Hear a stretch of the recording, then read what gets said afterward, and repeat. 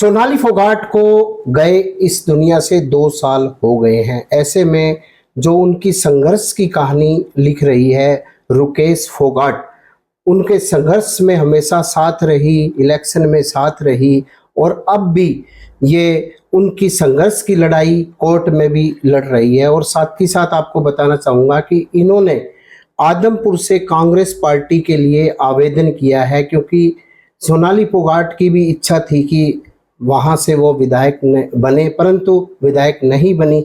पर रुकेश फोगाट ने ठाना है कि वह यहाँ से इलेक्शन लड़ेगी और आगे वो करेगी। तो रुकेश फोगाट जी, ये बताएं कि आपने कांग्रेस पार्टी से आवेदन किया है, तो क्या कहेंगे आवेदन को लेकर अपना?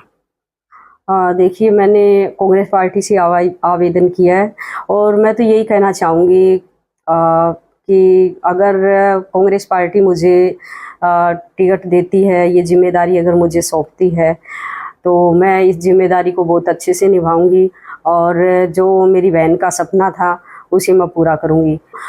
उसका सपना था कि आदमपुर का विकास कराना, तो मैं आदमपुर का विकास कराना चाहती हूँ।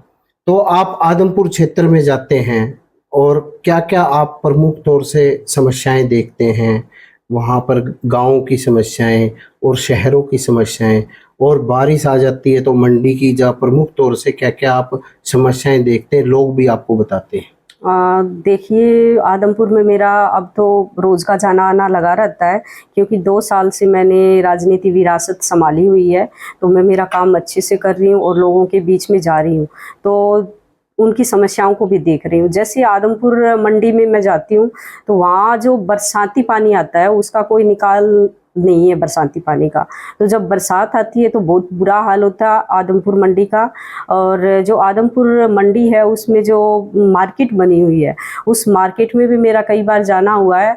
तो वहाँ जो सीवरेज समस्याएं हैं, तो वहाँ जो दुकानदार बैठे हैं ना, तो उनका बड़ा बुरा हाल है। 2 मिनट आदमी वहाँ खड़ा नहीं रह सकता, इतनी गंदी बदबू आती है वहाँ पे, तो बहुत बुरा हाल है।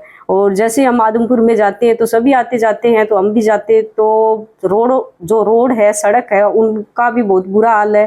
टूटी फूटी सड़कें हैं और गड्ढे तो इतने आप मत ही पूछिए। गाड़ी जो जाती है ना तो उनका बड़ा बुरा हाल होता है, बहुत परेशान होते हैं और समस्याएं तो बहुत है आदमपुर में। तो ऐसा भी बताया जाता है ग्रामीण क्षेत्र में पीने का पानी और खेतों में किसानों के लिए पर्याप्त पानी नहीं है, वो कैसे देखते हैं इसको? देखिए, पानी की समस्याएं तो कई सालों से चलती आ रही है। जब मैं छोटी सी थी तो जब से मैं देखती आ रही हूँ, क्योंकि मेरा जन्म बालसमंद गांव में हुआ जो आदमपुर में पड़ता है, तो मैं बचपन से देखती आ रही हूँ। आज तक उन समस्याओं का कोई समाधान नहीं हुआ है।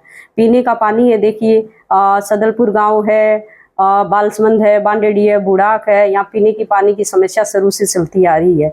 और किसानों के लिए तो पानी की समस्या बहुत सालों से चली आ रही है। तो लोग पानी को लेके बहुत समस्याएं हैं, लोगों की बहुत बुरा हाल है लोगों का।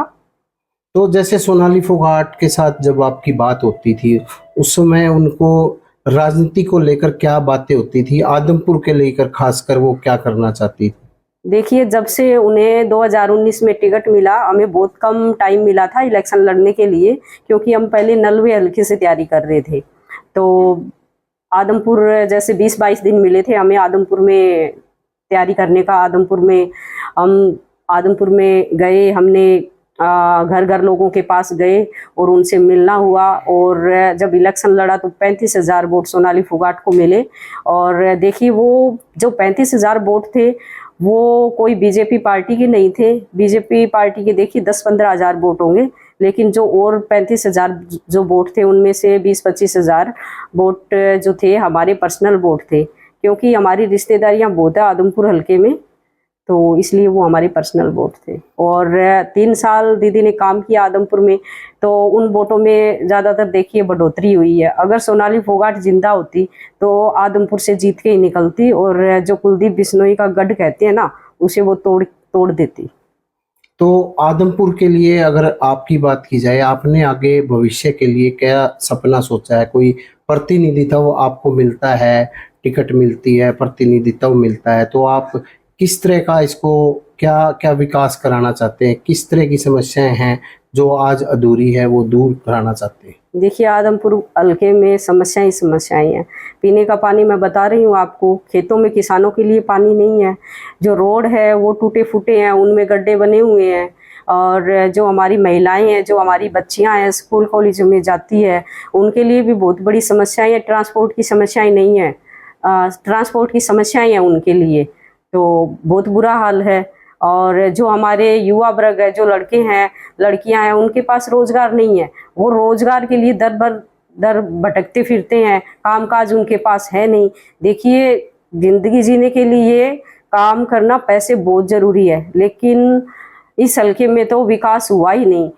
जाते हैं तो लड़कियां और लड़के यही कहती है कि हम +2 के बाद अगर हम पढ़ाई करते हैं, हम कोई भी पेपर देते हैं, तो देखिए पेपर ये सरकार निकालती तो है, वैकेंसियां निकालती है, लेकिन जब पेपर की बारी आती है या तो वो पहले ही रद्द कर दिए जाते हैं, आगे डेट रख दी जाती है, या फिर कोई पेपर लीक हो जाता है। तो देखिए ऐसे ही होता है, ये जब से सरकार आई है यही होता है। यही हमारे सामने जो युवा वर्ग है ना, मैं जाती हूँ आदमपुर में, तो यही हमारे सामने रखते हैं कि नौकरियां तो निकाली नहीं, नौकरी के नाम पे ना एक झूठा वो फैला रखा है, आडंबर, और कुछ नहीं।